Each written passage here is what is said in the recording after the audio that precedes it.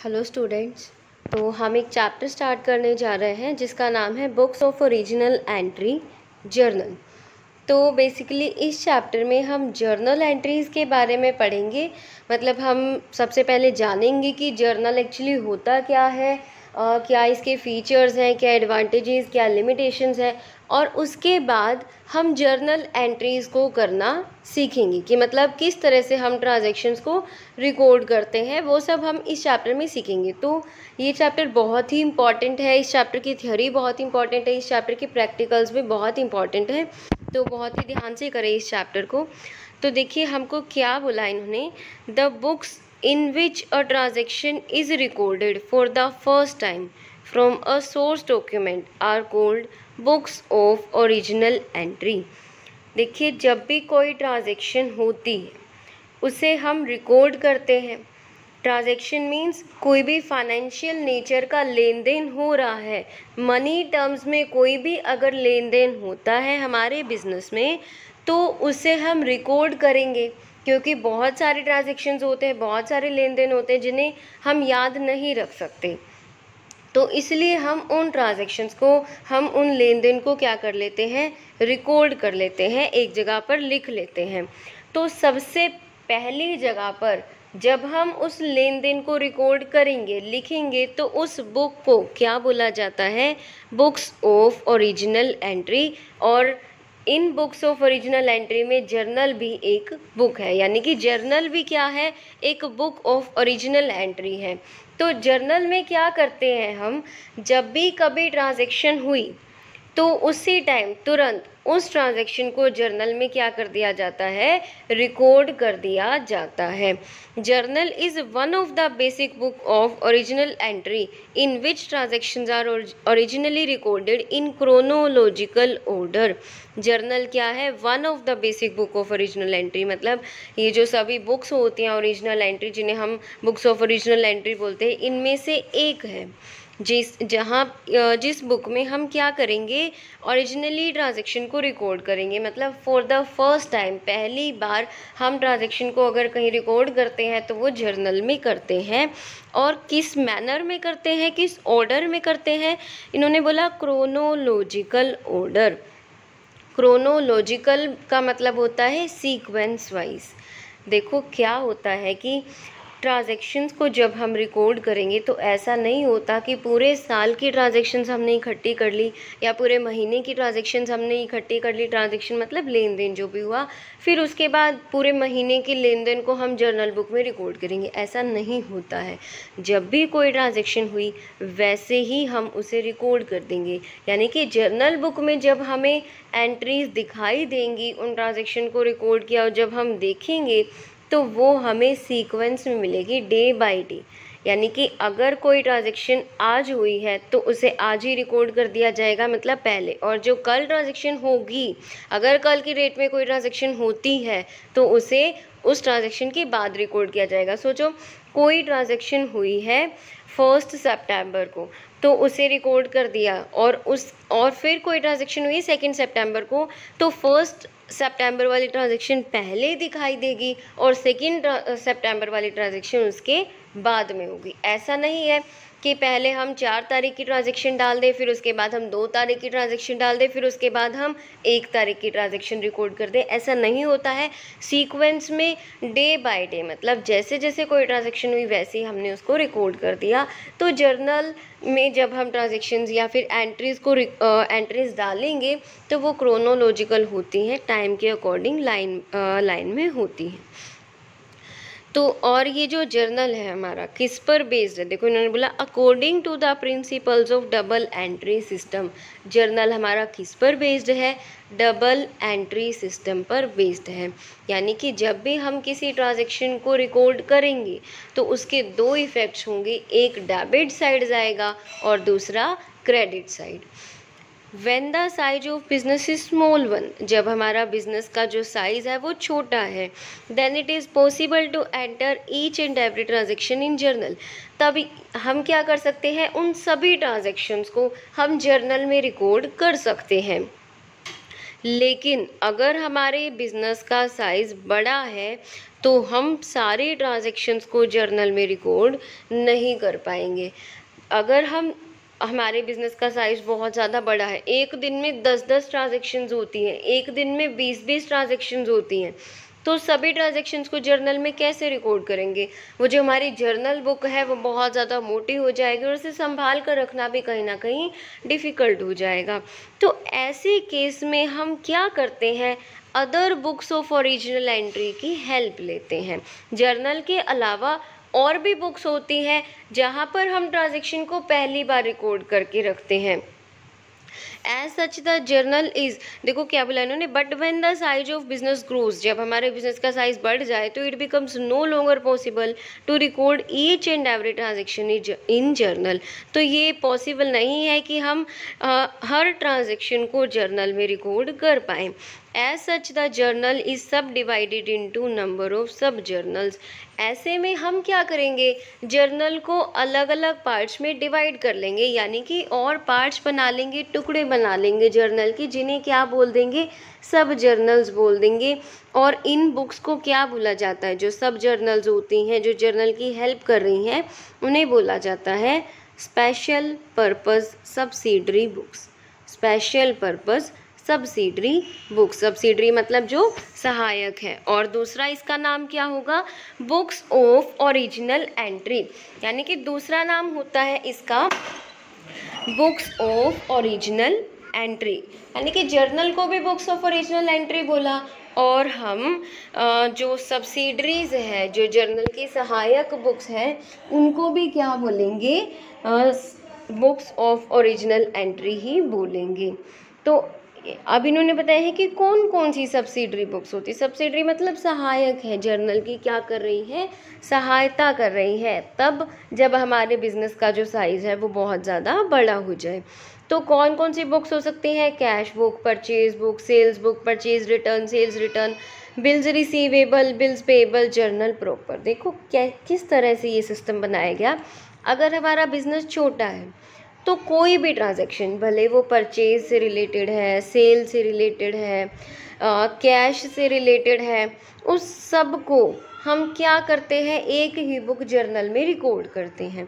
लेकिन अगर बिजनेस का साइज बड़ा हो जाए तो हम क्या करेंगे, अलग अलग बुक्स बना लेंगे। जैसे कि कैश बुक बना ली, सभी कैश से रिलेटेड ट्रांजैक्शंस को हम कैश बुक में रिकॉर्ड करते हैं।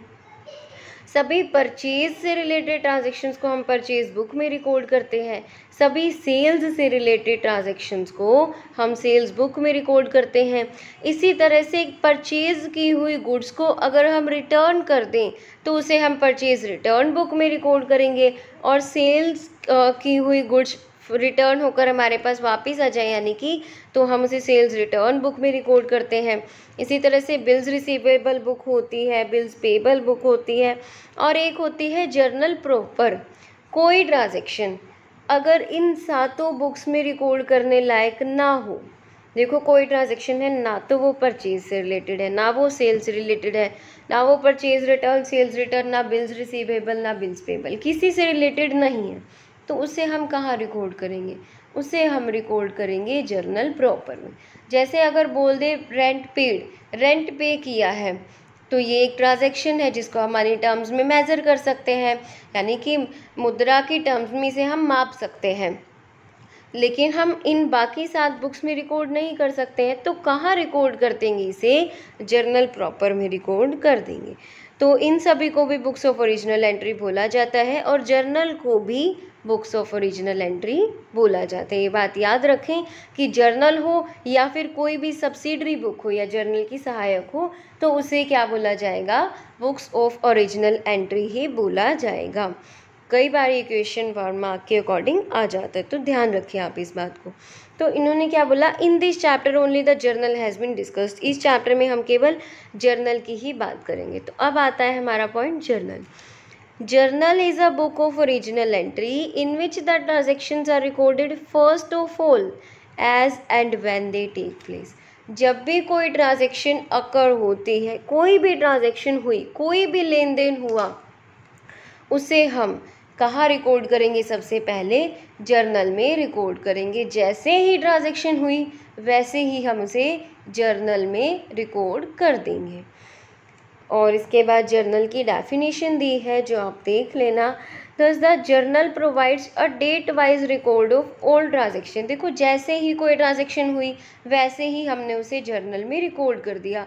तो जर्नल हमें प्रोवाइड करेगा, देगा date wise record of all transaction, सभी ट्रांजेक्शन्स का डेट वाइज रिकॉर्ड हमें देगा with details of accounts debited and credited. साथ ही जर्नल से हमें ये भी डिटेल मिल जाएगी कि जो भी ट्रांजेक्शन हुई है उसके कौन से मतलब डेबिट इफेक्ट और कौन से क्रेडिट इफेक्ट हुए हैं, the amount of each transaction. तो देखो जर्नल में हमें क्या क्या पता चलेगा। सबसे पहले तो हमें ये पता चलेगा कि इस डेट को ये ट्रांजेक्शन हुई, क्योंकि हम डेट नोट करते हैं। फिर हमें पता चलेगा कि इस ट्रांजेक्शन का डेबिट इफेक्ट क्या हुआ और क्रेडिट इफेक्ट क्या हुआ। और फिर हमें पता चलेगा कि अमाउंट कितना है, कि इस ट्रांजेक्शन का अमाउंट कितना है। जैसे कि गुड्स परचेज की है 50,000 की, हमने मिस्टर एक्स से गुड्स परचेज कर ली 50,000 की ऑन 1 अप्रैल 2020। तो इसे हम जब जर्नल में रिकॉर्ड करेंगे तो हम डेट लिखेंगे, फिर उसके बाद हम जिसे डेबिट करना है उसे डेबिट करेंगे, जिसे क्रेडिट करना है उसे क्रेडिट करेंगे, और साथ ही साथ हम अमाउंट भी लिखेंगे कि कितने की गुड्स हमने परचेज करी हैं। Prior to recording in journal, journal में ट्रांजैक्शन को रिकॉर्ड करने से पहले कई बार इन ट्रांजैक्शंस को एक रफ बुक में भी रिकॉर्ड कर लिया जाता है ताकि किसी तरह की कोई मिस्टेक ना होने पाए। तो उसे क्या बोलते हैं, वेस्ट बुक या फिर मेमोरेंडम बुक। मतलब अगर हमारे बिजनेस का जो स्केल है, लेवल है, वो लार्ज है, बड़ा है, हमारा बिजनेस बहुत बड़े लेवल पर चल रहा है, तो ऐसे में कई बार क्या होता है कि ट्रांजैक्शन को रिकॉर्ड करने से भूल जाए हम या गलती हो जाए, तो इस तरह की पॉसिबिलिटीज़ होती हैं। तो इसलिए हम किसी ट्रांजैक्शन को पहले एक रफ बुक में रिकॉर्ड कर लेते हैं। तो इसे क्या बोला जाता है, वेस्ट बुक बोला जाता है या फिर मेमोरेंडम बुक बोला जाता है। और इस बुक को मेंटेन करना ज़रूरी नहीं है। Maintenance of waste book is not necessary. ज़रूरी नहीं है कि हम वेस्ट बुक को मेंटेन करें, लेकिन जहाँ पर बहुत सारे ट्रांजैक्शंस हर दिन होती हों तो वहाँ पर बिजनेसमैन के लिए ये बहुत ही मुश्किल है कि वो सभी ट्रांजैक्शंस को रिमेंबर यानी कि याद रखें। तो ऐसे में वेस्ट बुक को यूज़ करना क्या रहेगा, हेल्पफुल रहेगा, लाभदायक रहेगा। Later on with the help of waste book recording is made in general. Rough book में रिकॉर्ड करने के बाद हम रफ बुक की हेल्प से उस ट्रांजैक्शन को कहाँ डाल देंगे, कहाँ रिकॉर्ड कर देंगे, जर्नल में रिकॉर्ड कर देंगे। फिर है फीचर्स और कैरेक्टरिस्टिक्स ऑफ जर्नल। जर्नल की विशेषताएं क्या हैं।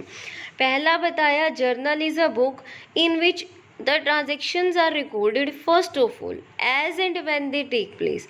जर्नल वो बुक है जहाँ पर हम ट्रांजेक्शन को सबसे पहले रिकॉर्ड करते हैं, as and when they take place, जब भी कोई ट्रांजेक्शन हुई तभी हमने उसे सबसे पहले कहाँ रिकॉर्ड करना होता है, जर्नल में रिकॉर्ड करना होता है। और यही रीज़न है कि इसे क्या बोला जाता है, बुक ऑफ ओरिजिनल एंट्री बोला जाता है। मतलब सबसे पहले हमने बुक को जहाँ एंट्री की है, जिस बुक में एंट्री की है। A journal is only a book of original entry या फिर only a book of primary entry. All the transactions recorded in journal are subsequently transfer to ledger which is principal book of accounts. एक journal ही ऐसी book है जो कि book of original entry है, जहाँ पर हम क्या करते हैं, ट्रांजैक्शंस को सबसे पहले रिकॉर्ड करते हैं।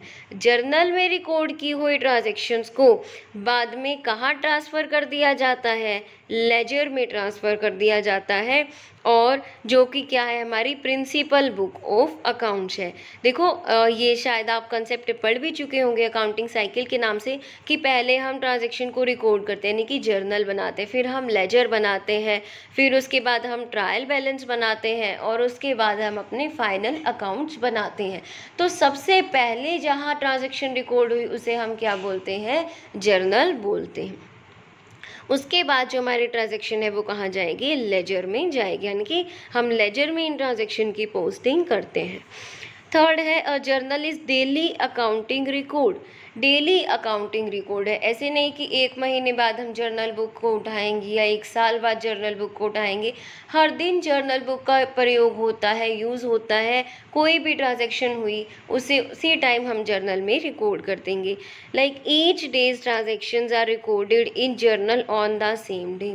हर दिन की ट्रांजैक्शन को हम जर्नल में उसी दिन ही रिकॉर्ड कर देते हैं। फोर्थ पॉइंट है, in journal transactions are recorded in chronological order. Journal में जो ट्रांजैक्शन को रिकॉर्ड किया जाता है वो क्रोनोलॉजिकल ऑर्डर में रिकॉर्ड किया जाता है, यानी कि सीक्वेंस में रिकॉर्ड किया जाता है, डे वाइज।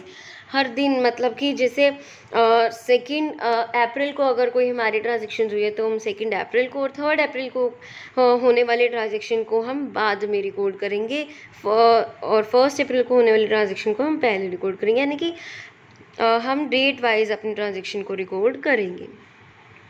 नेक्स्ट पॉइंट है, it maintains the identity of each transaction and provides a complete picture of the same in one entry. पूरी ट्रांजैक्शन को इस तरह से मेंटेन करता है कि उससे हमें सारी इन्फॉर्मेशन मिल जाती है। एक ही एंट्री से हमें सारी इन्फॉर्मेशन मिल जाएगी कि इस डेट को ट्रांजैक्शन हुई, क्या डेबिट इफेक्ट है, क्या क्रेडिट इफेक्ट है, और कितना उस ट्रांजैक्शन का अमाउंट है। A journal records both the debit and the credit aspects of the transaction according to the double entry system of bookkeeping। कि डबल एंट्री सिस्टम के अकॉर्डिंग जर्नल किसी ट्रांजैक्शन की डेबिट इफेक्ट को भी record करता है और क्रेडिट इफेक्ट को भी रिकॉर्ड करता है कि किस ट्रांजैक्शन से क्या डेबिट होगा, कौन सा अकाउंट डेबिट होगा और कौन सा अकाउंट हमारा क्रेडिट होगा, ताकि जब हम लेजर बनाएं, देखो लेजर में हम क्या करते हैं, शायद आप पढ़ चुके होंगे। लेजर में हम करते क्या है कि अलग अलग नेचर के जो अकाउंट्स होते हैं उन्हें अलग अलग मेंटेन किया जाता है। जैसे कि परचेज से रिलेटेड हम परचेज अकाउंट बनाएंगे, सेल्स रिलेटेड हम सेल्स अकाउंट बनाएंगे, परचेज रिटर्न अकाउंट बनाएंगे, कोई कस्टमर है तो उसका एक अलग अकाउंट बनाएंगे, और कोई सप्लायर है तो उसका एक अलग अकाउंट बनाएंगे। मतलब तो अलग अलग हम अकाउंट बनाते हैं। तो जर्नल उसमें किस तरह से हेल्प करेगा, हमें पता है कि परचेज़ यहाँ पर डेबिट हुआ है, जर्नल ने हमें बता दिया कि परचेज़ अकाउंट इस ट्रांजैक्शन में डेबिट हुआ है, तो बड़े ही इजीली हम लेजर बनाते हुए उस अकाउंट को डेबिट कर देंगे। इस तरह से जर्नल हमें बताता है कि क्या डेबिट इफेक्ट है, क्या क्रेडिट इफेक्ट है, जिससे हम जो भी लेजर बनाएंगे, ट्रायल बैलेंस बनाएंगे, ईजिली बना सकते हैं। Next is each entry in the journal is followed by a brief explanation of transaction which is called narration। इतना ही नहीं, जर्नल में हम क्या करते हैं, जैसे कि हमने एक एंट्री कर दी जहाँ पर हमने डेट लिखा, डेबिट क्रेडिट इफेक्ट डाला और अमाउंट डाला, उसके बाद हम क्या लिखेंगे, नरेशन लिखेंगे। मतलब एक लाइन में हम लिख देंगे कि ये एंट्री हमने क्यों की है। जैसे कि हमने गुड्स परचेज करी 50,000 की मिस्टर एक्स से, तो जर्नल एंट्री करने के बाद नीचे हम ब्रैकेट में 1 या 2 लाइन में लिख देंगे कि ये जो एंट्री की है ये किस वजह से की है। परचेज, हमने गुड्स परचेज की थी मिस्टर एक्स से 50,000 की, इस वजह से ये हमने एंट्री की है। तो बिल्कुल डिटेल हमें मिल जाएगी किसी ट्रांजैक्शन की, किसकी हेल्प से, जर्नल की हेल्प से। A single journal entry is capable of recording more than one transaction involving more than 2 accounts, such an entry is called compound entry. इतना ही नहीं, एक जर्नल एंट्री में हम एक से ज़्यादा ट्रांजैक्शंस को भी रिकॉर्ड कर सकते हैं, जहाँ पर एक से ज़्यादा अकाउंट्स को हम दिखाएंगे डेबिट क्रेडिट करके। तो इस एंट्री को क्या नाम दिया जाता है, कंपाउंड एंट्री का नाम दिया जाता है। जैसे अभी एग्जांपल है कि आपने गुड्स परचेज की थी 50,000 की, तो 50,000 में से अगर 30,000 के गुड्स हमने क्रेडिट यानी कि उधार पर खरीदी थी और 20,000 की गुड्स हमने कैश में यानी कि हमने नगद खरीदी थी, तो ये उधार और नगद दोनों का ही डिटेल हम एक ही एंट्री में रिकॉर्ड कर सकते हैं। तो नेक्स्ट है functions of a journal. Journal के फंक्शंस क्या है, फंक्शंस बोलते हैं कार्य को। जर्नल के क्या कार्य है, क्या करती है जर्नल, ट्रांजैक्शंस को रिकॉर्ड करती है, डेट वाइज रिकॉर्ड करती है, तो इस तरह के इसके कार्य हैं। देखिए, फर्स्ट पॉइंट बताया है to keep a chronological record of all transactions, सभी ट्रांजेक्शंस को सीक्वेंस में रिकॉर्ड करती है, डेट वाइज रिकॉर्ड करती है। To analyze each transaction into debit and credit aspects by using double entry system of book keeping की double entry system की help से जो जर्नल है वो किसी ट्रांजेक्शन की डेबिट इफेक्ट को भी दिखाएगी और क्रेडिट इफेक्ट को भी दिखाएगी। To provide a basis for posting into ledger में किसी मतलब लेजर पोस्टिंग करते हुए किसी अकाउंट को बनाते हुए जर्नल जो है बेस का काम करती है, आधार का काम करती है। जर्नल से ही हमें पता चलेगा कि किस अकाउंट को डेबिट करना है कितने अमाउंट से और किस अकाउंट को कितने अमाउंट से क्रेडिट करना है। Next is to maintain the identity of each transaction by keeping a complete record of each transaction at one place on a permanent basis. हर ट्रांजेक्शन को कम्प्लीटली रिकॉर्ड करती है, उसकी आइडेंटिटी बताती है परमानेंट बेसिस पर। जर्नल में एक बार जो एंट्री कर दी वो परमानेंट रहेगी, हम कभी भी उस जर्नल बुक को उठा करके उस एंट्री की डिटेल को देख सकते हैं। एडवांटेजेस ऑफ अ जर्नल की एडवांटेजेस क्या है, मतलब इसके फ़ायदे क्या हैं। पहला बताया as transactions in journal are entered as and when they take place the possibility of omission of transaction in the books of accounts is minimized. जैसा कि किसी भी ट्रांजेक्शन के होते ही एज एंड व्हेन जब भी दे टेक प्लेस, जब भी कोई ट्रांजेक्शन होती है साथ के साथ उसे जर्नल में रिकॉर्ड कर दिया जाता है। तो जो ओमिशन की पॉसिबिलिटी है, किसी ट्रांजैक्शन के ओमिशन की पॉसिबिलिटी है वो मिनिमम हो जाएगी, कम से कम हो जाएगी। ओमिशन होता है छूट जाना या फिर भूल जाना, तो किसी भी लेन देन के छूट जाने की जो संभावना है वो क्या हो जाएगी, कम से कम हो जाएगी। नेक्स्ट है as transaction in journal are recorded in chronological order it is very easy to locate a particular transaction when required। जैसा कि जर्नल में हम जो एंट्री करते हैं वो क्रोनोलॉजिकल ऑर्डर में करते हैं, डेट वाइज करते हैं, तो बहुत ही इजी है कि हम क्या कर सकें, किसी ट्रांजैक्शन को लोकेट कर सकें। मतलब कि हमें अगर किसी ट्रांजैक्शन को ढूंढना है कि ये ट्रांजैक्शन को हमें देखना है कि कहीं कुछ गलती तो नहीं हो गई, कहीं कुछ मिस्टेक तो नहीं हो गई, या फिर हम चेकआउट करना चाहते हैं कि तब जब हमने गुड्स खरीदी थी तो कितने अमाउंट की खरीदी थी, तो बड़े ही ईजिली हम जर्नल बुक उठाएंगे और हम डेट वाइज बड़े ही ईजिली वहाँ मतलब पहुँच सकते हैं जहाँ पर वो जर्नल एंट्री की है। यानी कि हमें बहुत ज़्यादा बुक फरोलनी नहीं पड़ेगी, हमें पता है कि डेट वाइज हम ट्रांजेक्शन करते हैं तो बड़ी ईजिली हम उसे लोकेट कर सकते हैं। Next is by analyzing each transaction into debit and credit aspect, the journal facilitates posting into ledger। जैसे कि हमें जर्नल से पता चल जाएगा कि क्या डेबिट, किस अकाउंट को डेबिट करना है, किस अकाउंट को क्रेडिट करना है, तो बड़े ही ईजिली हम लेजर में पोस्टिंग कर सकते हैं। Next is each entry in the journal carries narration which gives brief explanation of the transaction. कि जो जर्नल है उसमें हम नरेशन लिखते हैं, यानी कि पूरा हम डिटेल देंगे कि ये जो एंट्री की है हमने ये कैसे किस वजह से की है, तो हम इजीली मतलब लेजर में उसे डाल सकते हैं। Journal facilitates cross checking of ledger accounts in case of trial balance does not agree. अगर हम जर्नल के बाद लेजर बनाते हैं, जैसे लेजर के बाद ट्रायल बैलेंस बनाते हैं, अगर हमारा ट्रायल बैलेंस मैच नहीं करा, जैसे ट्रायल बैलेंस का क्या होता है कि डेबिट साइड होता है, क्रेडिट साइड होता है, डेबिट का टोटल और क्रेडिट साइड का टोटल दोनों टोटल क्या होने चाहिए, सेम होने चाहिए। और अगर ट्रायल बैलेंस में डेबिट साइड और क्रेडिट साइड का टोटल मैच नहीं कर रहा तो जर्नल से हम चेकआउट कर सकते हैं कि हमारी कहाँ पर गलती हुई है। Next is since entire transaction is recorded at one place in journal, the identity of each transaction is maintained on permanent basis। कि जो ट्रांजैक्शंस हैं वो हम जर्नल में रिकॉर्ड करते हैं तो ये परमानेंट बेसिस पर होती है, कभी भी अगर हम देखना चाहें जर्नल एंट्री तो हम जर्नल बुक से देख सकते हैं। Next is once the transaction is recorded in journal posting in ledger can be made as and when convenient. एक बार हमने किसी ट्रांजेक्शन को जर्नल में रिकॉर्ड करके रख दिया तो उसके बाद जब चाहें हम तब लेजर बना सकते हैं। As ledger can be made, ledger को बनाया जा सकता है एज एंड व्हेन कन्वीनियंट, जब भी हमें सही लगे, हमारी सुविधा के हिसाब से हम कभी भी लेजर बना सकते हैं। ज़रूरी नहीं है कि हमें आज ही लेजर बनाना है। एक बार हमने जर्नल में रिकॉर्ड करके रख दिया तो जर्नल की हेल्प से जब हम चाहें तब लेजर बना लेंगे। कोई कंपल्सन नहीं है आज ही बनाना है कि कल ही बनाना है, कभी भी अपनी सुविधा के हिसाब से हम जर्नल लेजर बना सकते हैं। Next is limitations of journal. Journal की लिमिटेशंस क्या है? पहला तो इन्होंने बताया कि अगर ट्रांजैक्शंस बहुत ज़्यादा हो जाए, एक दिन की 10-10, 20-20 ट्रांजैक्शंस हो जाए, तो जर्नल में सारी ट्रांजैक्शंस को रिकॉर्ड करना बहुत ही मुश्किल हो जाएगा। तो क्या बोला इन्होंने, when the number of transaction is large, जब ट्रांजेक्शन्स बहुत ज़्यादा हो, it is not possible to record all the transactions in journal is, ये मतलब इसकी संभावना नहीं है, ये पॉसिबल ही नहीं है कि हम सभी ट्रांजेक्शन्स को जर्नल में रिकॉर्ड कर पाएँ। इट विल बिकम बल्कि एंड वॉल्यूमिनस, ये क्या हो जाएगा? बल्कि बहुत ज़्यादा, यानी कि भारी भरकम हो जाएगा, बहुत बड़ा हो जाएगा।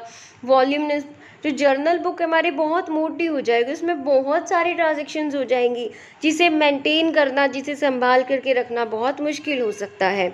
तो इसीलिए इस केस में जर्नल हमारी हेल्प नहीं कर सकता। ऐसे केस में हमें जर्नल के अलावा सब्सिडरी बुक्स पर डिपेंड करना पड़ता है, जो कि हमारी, जैसे हमने पढ़ा था, 8 तरह की होती हैं, purchase book, cell book, purchase return, cell return. इस तरह से हम इन बुक्स की सहायता लेते हैं जब हमारी ट्रांजैक्शन बहुत ज़्यादा हो, तो ऐसे में जर्नल हमारी हेल्प नहीं कर सकता। Next is many transactions are repetitive in nature. बहुत सारी ऐसी ट्रांजेक्शन्स होती हैं जो दोबारा होती है, जैसे कि एक बार मतलब गुड्स परचेज करी उधार में, फिर उसके बाद हमें मतलब उसकी पेमेंट करनी है, एक बार गुड्स बेची उधार पर, फिर उससे रिलेटेड कैश रिसीव हुआ। तो अगर all the transactions and if all the transactions are recorded in journal, it will involve debiting and crediting the same accounts time and again. It will involve repetitive posting labor also. बहुत सारी transactions हैं जो बार बार होती हैं, जिसकी वजह से क्या होगा कि बार बार एक ही अकाउंट को बार बार डेबिट करेंगे, हम बार बार क्रेडिट करेंगे, तो इससे क्या होगा कि बार बार डेबिट और क्रेडिट करने की जो लेबर है, जो हमारी मेहनत है, वो बढ़ जाएगी। Next is in order to ascertain cash balance every day. मतलब देखो, हम चाहते हैं कि अगर हमारा बिजनेस बड़े लेवल पर है तो हम क्या चाहते हैं कि डेली का जो भी हमारा कैश का हुआ है आना जाना, वो हमें पता चलता रहे। तो जर्नल से तो हमें पता नहीं चलेगा, क्योंकि जर्नल में तो बहुत सारे ट्रांजेक्शन्स और भी होती हैं कैश के अलावा। मतलब सभी तरह की ट्रांजेक्शन्स ही हम जर्नल में रिकॉर्ड कर सकते हैं, तो कैश के अलावा और भी ट्रांजेक्शन्स होंगी, तो हमें मतलब जर्नल से अगर हम पता लगाएं तो थोड़ा डिफ़िकल्ट हो सकता है। तो इसलिए कैश से रिलेटेड जो ट्रांजैक्शंस होती हैं उसे हम कहाँ रिकॉर्ड कर देते हैं? एक अलग बुक, कैश बुक में रिकॉर्ड कर देते हैं। तो इन कैश वाले ट्रांजैक्शंस को जर्नल में रिकॉर्ड करना ज़रूरी नहीं है, मतलब इसकी ज़रूरत ही नहीं है। जैसे कि अगर 50,000 की गुड्स खरीदी हमने कैश में, तो इसे हम जर्नल में रिकॉर्ड करने की ज़रूरत हमें नहीं होगी, क्योंकि हम इसे सीधे कहाँ रिकॉर्ड कर देंगे? कैश बुक में रिकॉर्ड कर देंगे। नेक्स्ट है, journal does not provide the required information on prompt basis. Journal से हमें मतलब देखो, एकदम से हमें कोई इंफॉर्मेशन चाहिए तो जर्नल से हमें एकदम से नहीं मिल जाएगी सीधे सीधे। जैसे कि अब हम ये सितंबर का मंथ चल रहा है जैसे, ठीक है, और हमें कोई जनवरी की ट्रांजैक्शन को देखना है, और जनवरी और सितंबर के बीच में कितनी सारी ट्रांजैक्शंस हो चुकी होंगी? बहुत सारी ट्रांजैक्शंस हो चुकी होंगी। हर महीने, हर दिन बहुत सारी ट्रांजैक्शंस जैसे कि होती हैं। तो अगर हमें एक मिनट में कोई ट्रांजैक्शन मतलब कोई इन्फॉर्मेशन चाहिए तो जर्नल से हमें नहीं मिलेगी। क्यों नहीं मिलेगी? क्योंकि हमें बहुत सारे पेजेस को फरोलना पड़ेगा। तो प्रॉम्प्ट बेसिस टाइम पर जर्नल हमें इंफॉर्मेशन नहीं दे सकता, क्योंकि जर्नल बुक जो है उसमें बहुत सारी एंट्रीज होती हैं, तो एंट्रीज को ढूंढने में हमें टाइम लग जाएगा। रिक्वायर्ड इन्फॉर्मेशन, जो इन्फॉर्मेशन हमें चाहिए वो हमें प्रॉम्प्ट बेसिस पर नहीं मिल पाएगी, टाइम पर हमें नहीं मिल पाएगी जर्नल की हेल्प से। तो बेटर होगा कि जर्नल की बजाय हम क्या बना लें, अलग अलग सब्सिडरी बुक्स बना लें। पर जहाँ पर देखो, अगर परचेज़ बुक हमने बनाई है तो बड़ी जल्दी हमें पता चल जाएगा कि हमने इस दिन इतने की परचेज़ करी थी। लेकिन हम जर्नल बना रहे हैं तो बहुत ज़्यादा हमें पेजेस को फरोलना पड़ेगा। तो जर्नल के कुछ फ़ायदे भी हैं, कुछ नुकसान भी हैं, लेकिन बहुत सारे जो बिज़नेस होते हैं वो जर्नल बुक ही मेंटेन करते हैं सब्सिडरीज बुक को मेंटेन करने की बजाय। तो हम कह सकते हैं कि जर्नल जो है हमारा बहुत ही इम्पॉर्टेंट है। तो ये हमने जर्नल के बारे में कुछ कंसेप्ट पढ़े। इसके बाद हम जर्नल का फॉर्मेट देखेंगे कि जर्नल को किस फॉर्मेट में किस परफॉर्मा से मेंटेन किया जाता है, और जर्नल एंट्रीज़ भी हम प्रैक्टिकली करेंगे। तो बने रहिए हमारे चैनल के साथ, स्टडी करते रहिए। Thank you.